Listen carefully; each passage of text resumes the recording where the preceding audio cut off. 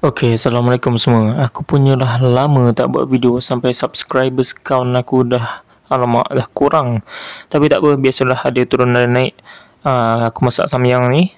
Tapi bukan nak cakap sangat pasal samyang ke pasal telur. Aku nak cakap pasal sotong Speedmart ni. Dah 1 tahun. Dah 1 tahun aku try usah-usah kan. Dalam otak aku macam, kalau ikut apa yang aku faham lah, kalau frozen confirm dia punya flavor tak ada kan.